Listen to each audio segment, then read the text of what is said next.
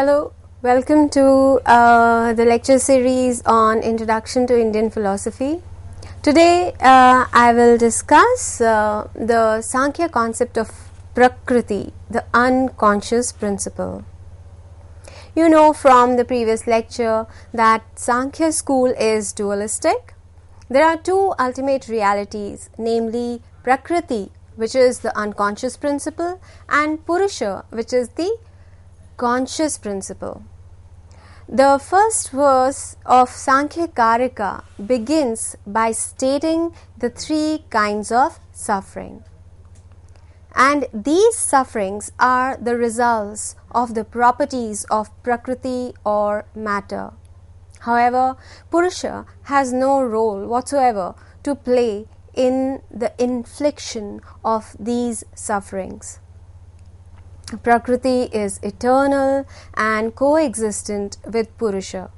The Sāṃkhya school explains creation as transformation or parinam of a single substance which is complex and all-pervasive, as opposed to other schools of thought where the creation of the physical world is traced to multiple ultimate reals like earth, water, fire and air.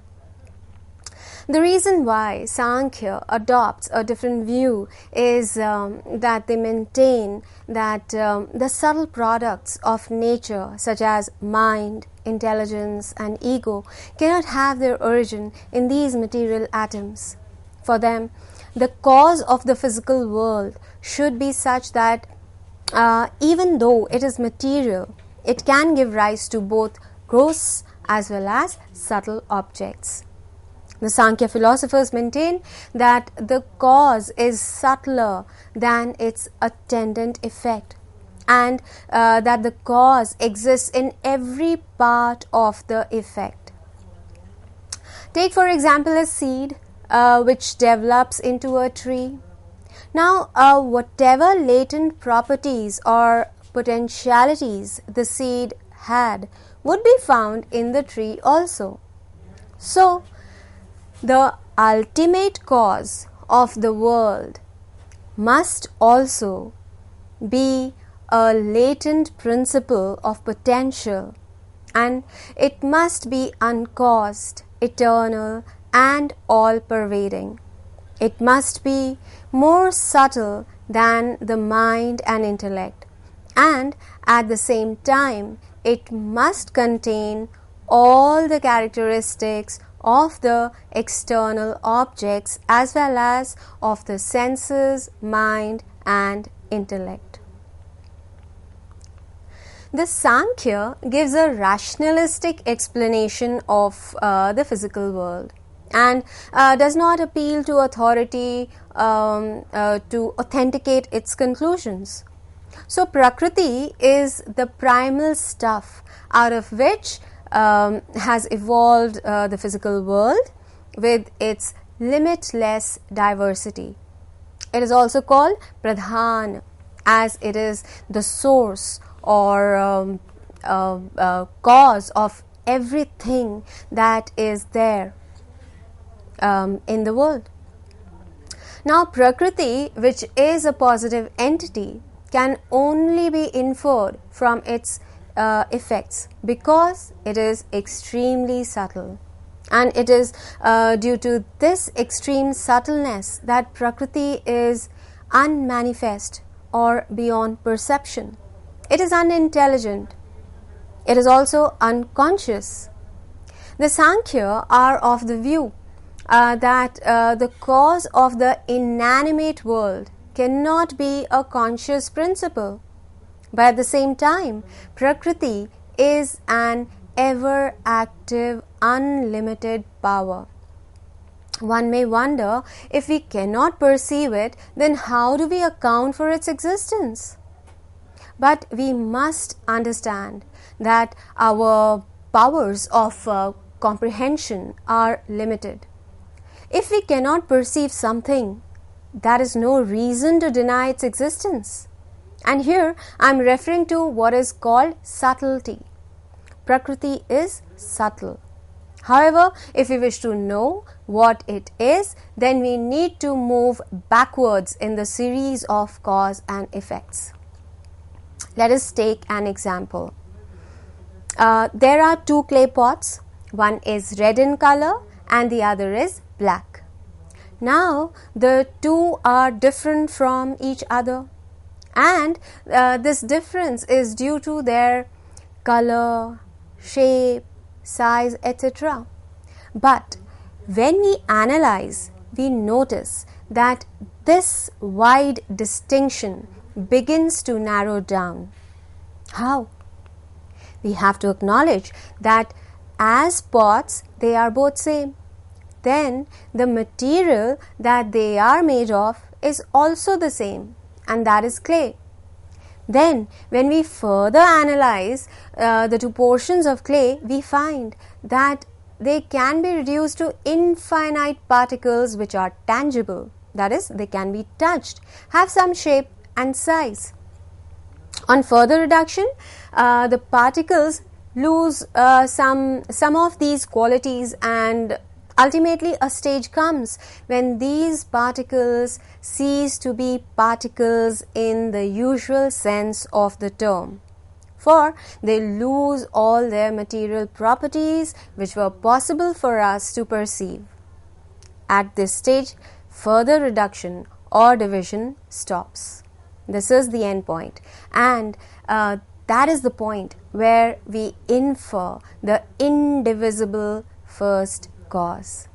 Thus, through the process of reasoning, we arrive at a stage in the process of reducing the effects into their causes, when the causes or cause cannot be further reduced into its cause.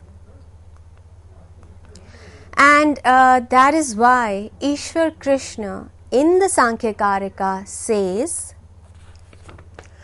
Sākshmayat tat anuplabdhihi na abhavat karyatah tat uplabdheha mahat adi tat cha karyam Prakṛti sarupam virupam cha.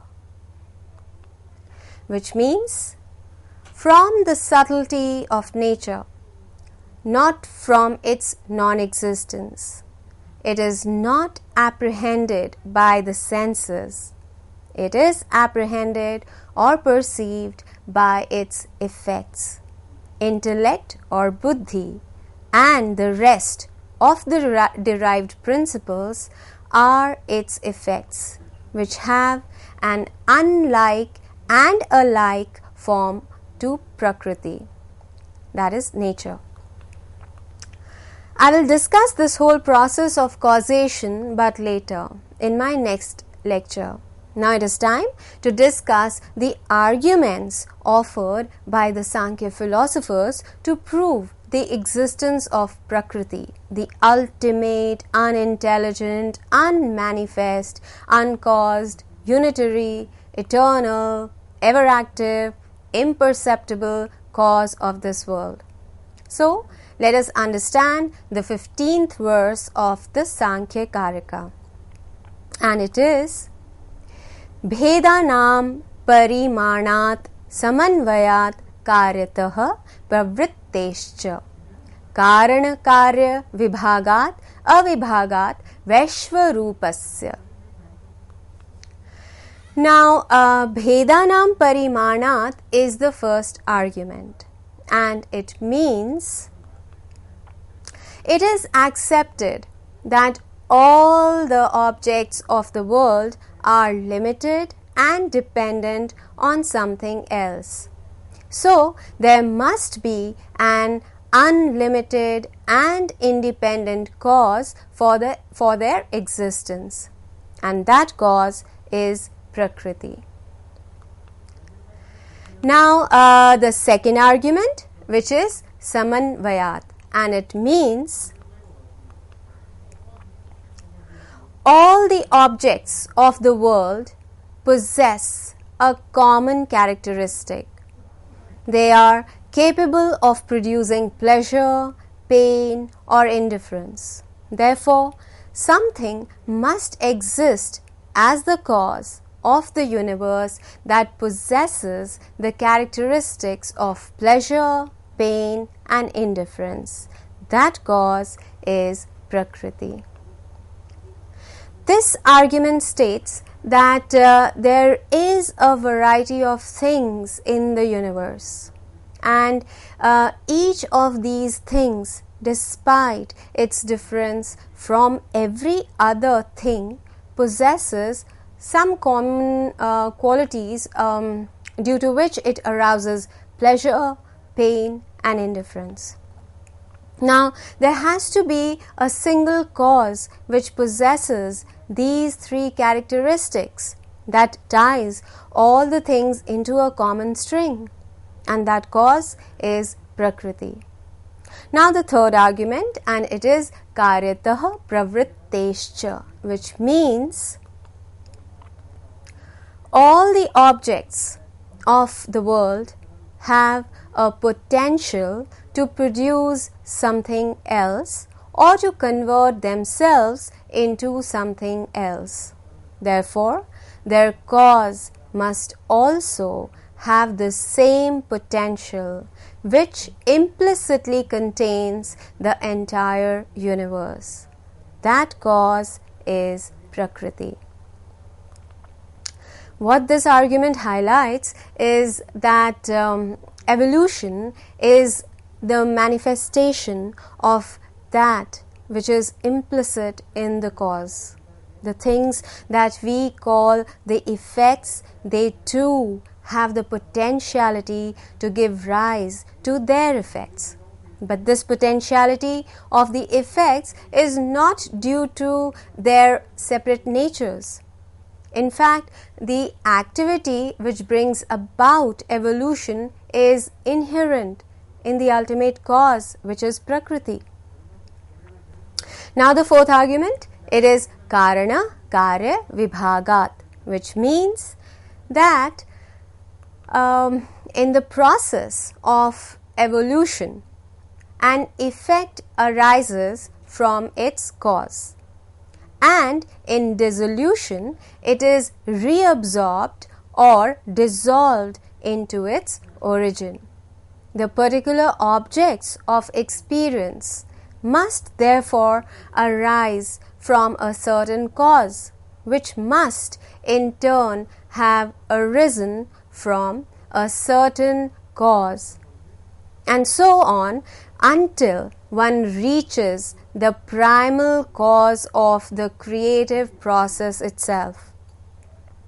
A similar process takes place in involution or annihilation.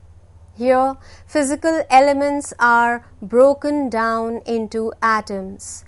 Atoms are dissolved into gross energies, and gross energies into finer ones, until all of these dissolve into the unmanifested one.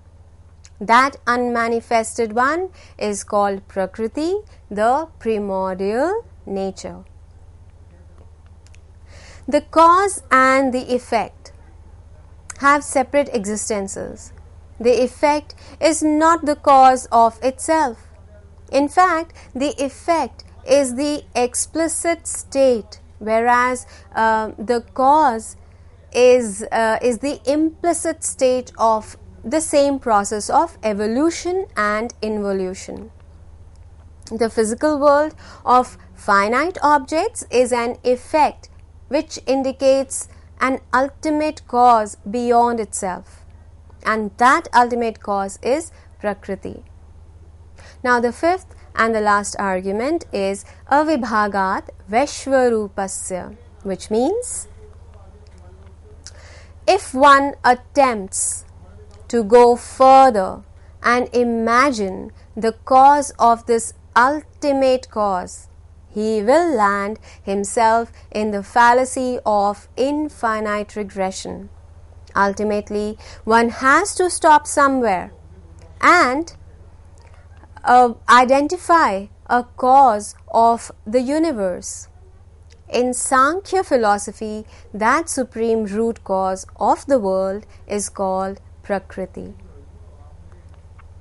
See, as I mentioned earlier in the discussion, as we move backwards from the effect to the cause, the effect loses its identity in the cause.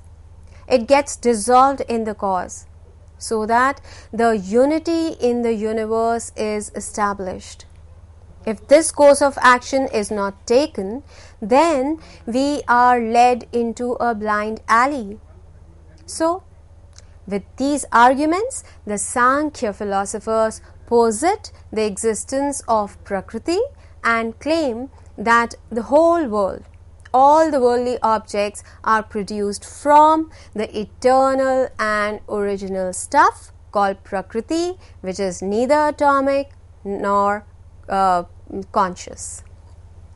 And to know what this original, eternal and unconscious principle is would be extremely interesting.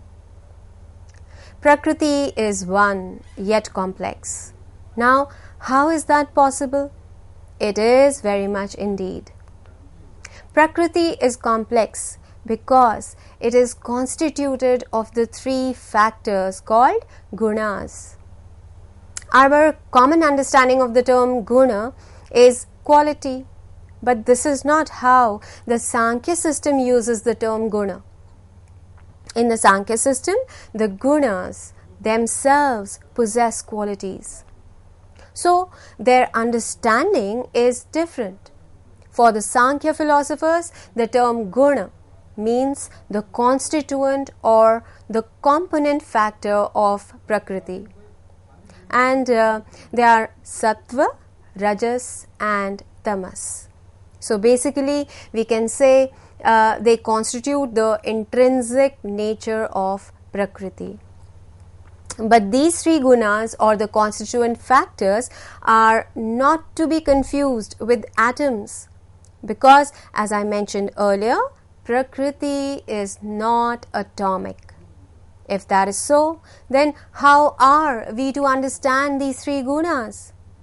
The Sāṃkhya system says that these three gunas are the Shakti or forces which are essentially distinct from each other and yet interdependent on each other, as is evident from the 12th verse of the Sāṃkhya Karika. And that verse is Priti apriti vishad atmakaha prakasha pravritti niyamarthaha anyonya abhibhava ashraya janana mithuna vrittayaha cha gunaha, which may be translated as: the three constituents are of the nature of contentment, discontent and sullenness, bringing about illumination, activity and inertia, and operating in mutual conflict, mutual support, mutual generation and mutual coexistence. What this means comes across quite well with the help of the analogy of a rope. A rope, as you know, is composed of strands that are twined together. If one attempts to analyze the strands separately, one does not see the rope. Likewise, Prakṛti is constituted of these three gunas, namely sattva, rajas and tamas, which are intertwined. And if one attempts to analyze the gunas separately, one does not apprehend Prakṛti, because Prakṛti is a balanced, a homogeneous state of the three gunas. If you look up into any good Sanskrit dictionary, you will find another meaning of the word guna, and that is strand of a rope. Now I will discuss the three gunas, which are the root causes from which the whole world is derived. These gunas cannot be perceived. They can only be inferred. Each guna stands for a distinct aspect of physical reality. We all know that all objects of the world, whether external or internal, affect us. Both the physical objects and the mind have the capacity to produce pleasure, pain, and indifference. The same object may appear pleasant to one person, irritating or painful to another person, and of no use to the third person. Let us understand with an example. The same movie may be found pleasurable, interesting by a set of people who like a certain kind of cinema, painful or unbearable by those who do not enjoy such movies, and of no concern to those who are just sitting to pass their time. They are not involved in the act of watching the movie. And this is how we understand the three gunas. Sattva signifies existence or manifestation of objects in consciousness. It is of the nature of purity, goodness, weightlessness, and illumination, and it promotes the intellectual and moral qualities of contentment, virtuous behavior, and pursuing truth. Its color is white.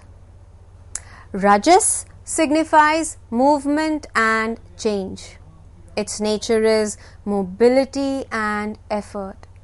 Strife and restlessness are its results, and its color is red. The third guna, tamas, signifies heaviness, darkness, concealment.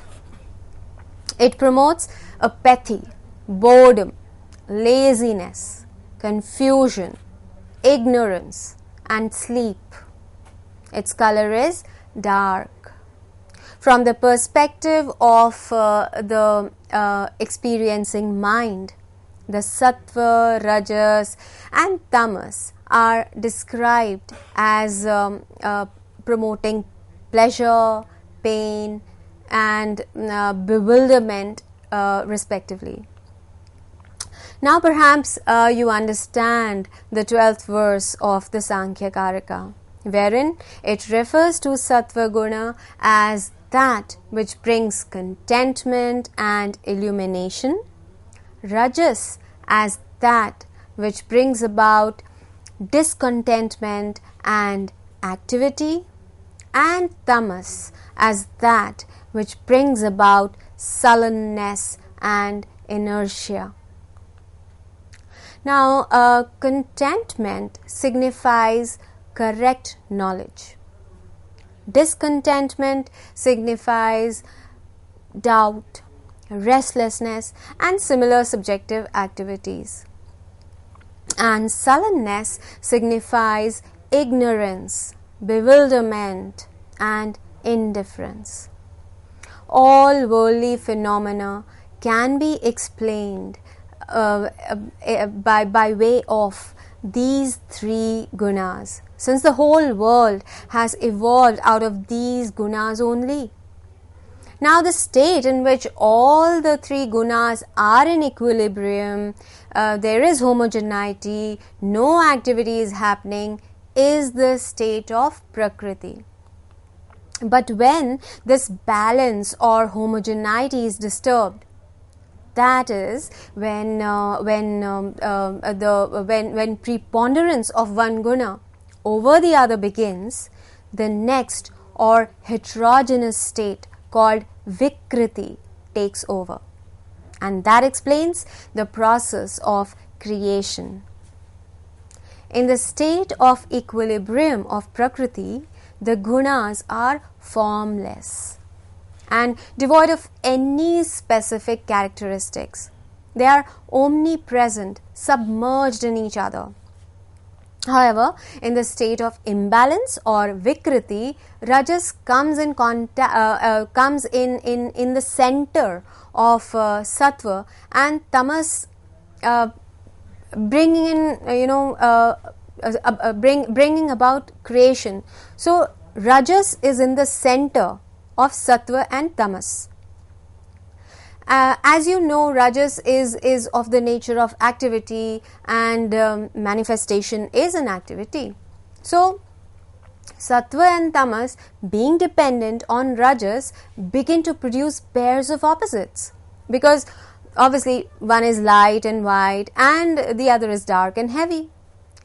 Now, by the active force and power of Rajas, Sattva produces energy with excessive speed. The initial unitary energy divides into numerous parts. However, when at a certain point their speed decreases, certain contractions happen, and these contractions in Sattva help Tamas in its manifestation. But there is a simultaneous Rajasic force acting on Tamas as well. So these gunas actually constantly preponderate over one another. Now, the predomination of Sattva over Tamas and of Tamas over Sattva is always simultaneously in process. The conversion of each of them into one another is taking place at every moment. However, this transformation is felt only when it reaches its extreme by becoming manifest in a gross visible state. But it is wrong to say that Sattva and Tamas alone depend on Rajas for manifestation. In fact, Rajas also depends on the other two gunas, because activity cannot happen without objects or mediums.